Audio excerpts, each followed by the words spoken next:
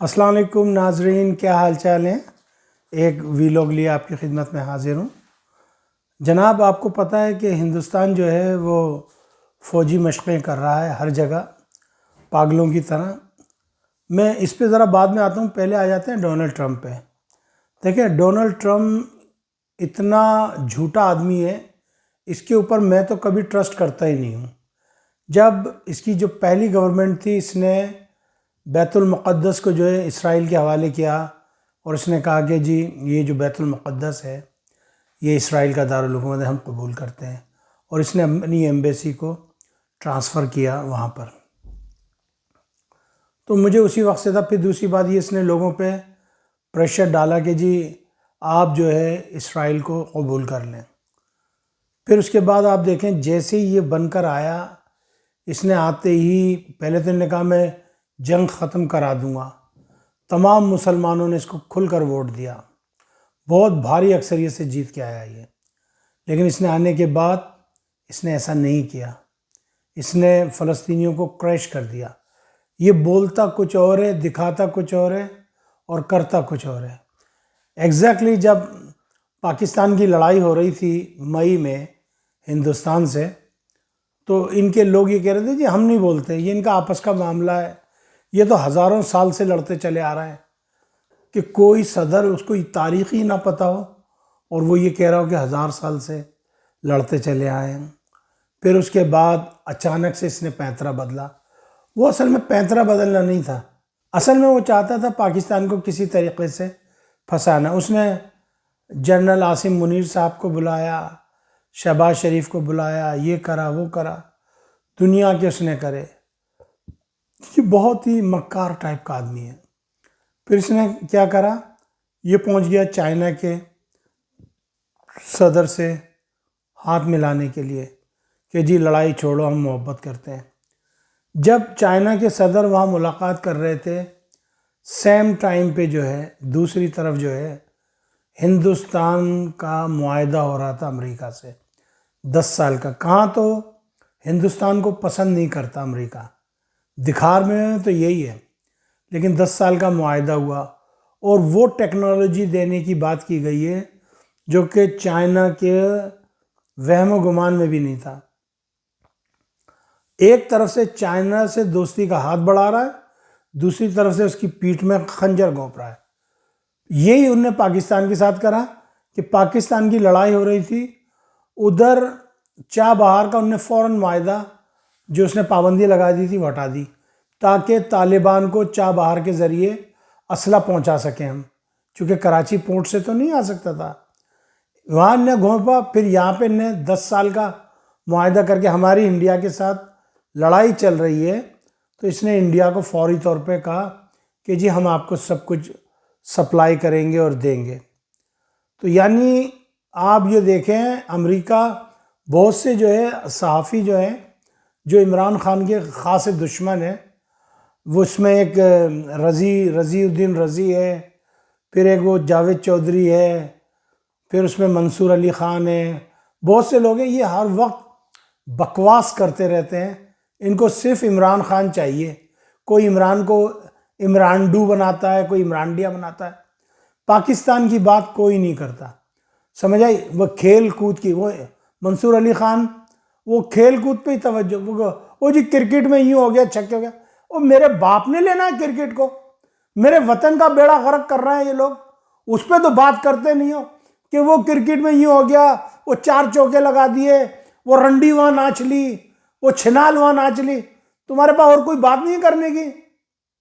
اب دیکھو کہ پاکستان کو گھیرنے کی کوشش کیسے کی جا رہی ہے، ایک عجیب طریقے سے کی جا رہی ہے۔ بہرحال ادھر دوسری طرف جو ہے امریکہ کے بعد، جب سے امریکہ نے آشیرواد دیا ہے، تو چائنا کی فوجیں جو ہیں وہ ہائی الرٹ پہ چلی گئی ہیں۔ انہوں نے اپنے جہاز اور اپنے ہیلی کاپٹر پہنچانے شروع کر دیے ہیں وہاں پر۔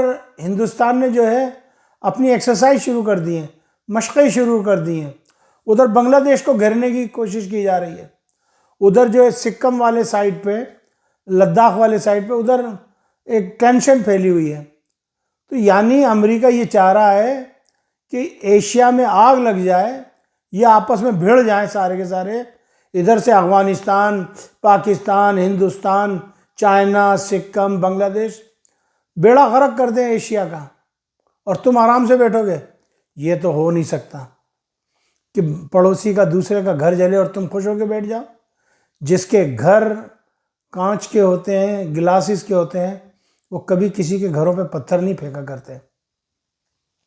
ڈونلڈ ٹرمپ نے بھی بہت برا کیا۔ اب دیکھیں ڈونلڈ ٹرمپ سب کی نگاہوں میں آ چکا ہے کہ یہ ایک نمبر کا دھوکے باز آدمی ہے، یہ کبھی اپنی زبان کا پاس نہیں رکھتا۔ اس نے برطانیہ کے ساتھ وفا نہیں کی، اس نے یورپین کنٹریز کے ساتھ وفا نہیں کی، اس نے نیٹو کے ساتھ وفا نہیں کی، تو یہ تم کیا چیز ہو تمہارے ساتھ کرے گا؟ ان کا مقصد ہے صرف پیسہ پیسہ پیسہ۔ اور اب ان کی جو سب سے بڑی مار ہے وہ یہ کہ ان کو کہیں سے بھی بزنس نہ دیا جائے۔ پاکستان نے کیوں ان سے تیل منگا لیا؟ انہوں نے کون سا تیل تمہیں سستا دے دیا ہوگا؟ میں یورپ میں رہتا ہوں اتنے عرصے سے، مجھے پتا ہے یہ اپنا گو بھی کسی کو فری میں نہ دیں، گو سستا نہ دیں کبھی بھی، تمہیں پوری اپنی پرائس پہ دیں گے جتنا ان کا منافع چاہیے۔ بجائے تم اپنے عرب کنٹریز کو چھوڑ کے تم وہاں چلے گو تیل لینے، اس سے اچھا تھا تیل تم رشیا سے لے لیتے، چائنا سے لے لیتے، لیکن نہیں۔ بہرحال یہ تو تھوڑی سی بات رہی۔ اب آ جاتے ہیں تھوڑا سا ہندوستان کی طرف۔ ہندوستان جو ہے وہ مشقیں کر رہا ہے، پوری کوشش کر رہا ہے کہ پاکستان کو کسی طریقے سے دھر لے، لیکن اللہ تعالیٰ غفور الرحیم، اللہ کریم ہے۔ ادھر افغان جو ہیں ان میں آپس میں لڑائی ہو گئی ہے، ان کے جو سونے سے مالا مال صوبہ ہے بدخشاں، جہاں سونے کے پہاڑ ہیں، وہ طالبان کے دوسرے گروپ نے جو ہے کیپچر کر لیا ہے، اور وہاں پہ اب جو طالبان پاکستان کے بارڈروں پہ لڑ رہے تھے، اب وہ موو ہو کے جو ہے بدخشاں کی طرف چلے گئے ہیں۔ ادھر دوسری طرف جو ہے وہ پنشیری گروپ جو ہے وہ کافی تیزی میں آ گیا ہے، اور انہوں نے جو ہے حساب کتاب شروع کر دیا ہے۔ اچھا جی، یہ تو ہوا۔ دوسری بات یہ کہ ہمارے مچھیروں کو گرفتار کر لیتی تھی بھارتی آرمی، بھارتی نیوی۔ انہوں نے ہمارے کچھ مچھیروں کو گرفتار کیا، اور انہوں نے کچھ ہمارے مچھیروں کو جو ہے اپنا اعلیٰ کار بنایا، ان کو ٹریننگ دی، اور انہیں جو ہے پاکستان میں دہشت گردی کے لیے انہوں نے ان کو اکٹھا کیا، اجاگر کیا۔ تو ایک بندہ پکڑا گیا ہے جو پاکستان نیوی کی وردیاں، کوسٹ گارڈ کی وردیاں خرید رہا تھا۔ بہرحال اس کو پکڑ لیا گیا ہے، اور میں اپنے تمام مچھیرے بھائیوں سے یہ گزارش کرنا چاہوں گا جو بھی میرا پروگرام سن رہے ہیں کہ دیکھیں آپ ہندوستان کے ان کے چکر میں نہ پڑیں۔ آپ غریب لوگ ہو، آپ پس جاؤ گے، یہ آپ کو مونگ پھلی کے چند دانے دیں گے، لیکن آپ کے بچے، آپ کا گھر سب تباہ برباد ہو جائے گا۔ چونکہ دیکھیں غدار کی اسلام میں جو سزا ہے وہ موت ہے۔ آپ ذرا سے پیسوں کے لالچ میں اگر ان کے غدار بنو گے، یہ تو ہندو بنی ہے، یہ اپنے آدمیوں کو کیوں نہیں بھیجتے، ہندوؤں کو اور سکھوں کو؟ یہ چاہتے ہیں کہ جب یہ خود کہتا ہے وہ ڈوول کے بھائی مسلمان جو ہے وہ غدار قوم ہے، ان میں غداروں کو ڈھونڈنا ہمارے لیے مشکل نہیں ہے، پیسہ پھینک اور تماشا دیکھ۔ جیسے انہوں نے افغانیوں کے بارے میں کہا تھا کہ یہ تو مشنریز ہیں، ان کو جو ہے پیسہ پھینکو اور بس کام کرا لو ان سے، تو مسلمانوں کی کیا یہ ویلیو رہ گئی ہے؟ میری تو سمجھ میں نہیں آتی ہے۔ بہرحال یہ وطن ہمارا ہے، پاکستان ہم سب کا سانجھا ہے، کسی ایک کی ملکیت یا جاگیر نہیں ہے، ہم سبھی نے ڈیفینڈ کرنا ہے اس کو۔ لیکن اس وقت مجھے ایک بڑا دکھ ہو رہا ہے، گو کہ میں بڑا اسٹرانگ سپورٹر ہوں عمران خان کا، لیکن عمران خان کی جماعت پی ٹی آئی کی طرف سے جو ہے کوئی مثبت جواب نہیں مل رہا ہے۔ اس وقت پوری قوم جو ہے لڑائی میں مصروف ہے، لیکن پی ٹی آئی کے منفی بیانات آ رہے ہیں ابھی تک، اور مجھے اچھا نہیں لگ رہا یہ بات، چونکہ میں لو کرتا ہوں عمران سے، پیار کرتا ہوں۔ لیکن عمران خان صاحب، اگر آپ تک میری بات پہنچے تو آپ ایک بیان جاری کریں، بھلے ہمارے اختلافات کچھ بھی ہوں، لیکن اس وقت بات ہمارے وطن پہ آ گئی ہے، ہمارے وطن کو چاروں طرف سے گھیرا جا رہا ہے۔ آپ امریکہ کو کیا سمجھ رہے ہو؟ امریکہ ہمارا سجن ہے؟ امریکہ کبھی بھی ہمارا سجن نہیں ہو سکتا۔ کیسی باتیں آپ کر رہے ہیں؟ آپ کیا بھول گئے یہود و نصرت تمہارے نہیں ہو سکتے؟ قرآن کی یہ بات بھول گئے؟ کیسی باتیں کر رہے ہو؟ تو عمران خان صاحب کو ایک بیان جاری کرنا چاہیے کہ اس وقت ہمیں شولڈر ٹو شولڈر اپنی فوج کے ساتھ لڑنا چاہیے۔ بس میں اتنا ہی کہنا چاہتا تھا، اور میرے پاس ہے ہی نہیں، سب بکواس ہے، سب بکواس ہے۔ سارے ہر کوئی اپنے پیسے بڑھانے کے لیے چلے آتے ہیں کہ ان کے پیسے بڑھ جائیں، ان کو نمبر مل جائیں۔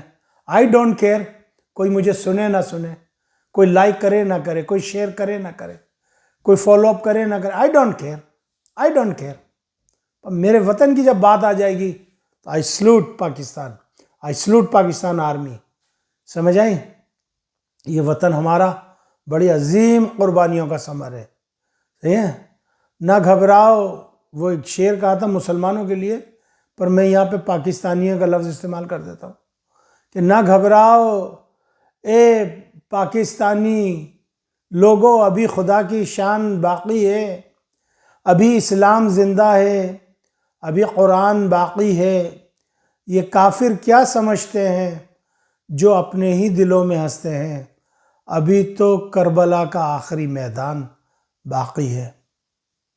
پاکستان زندہ باد، افواج پاکستان پائندہ باد۔ السلام علیکم ورحمۃ اللہ وبرکاتہ۔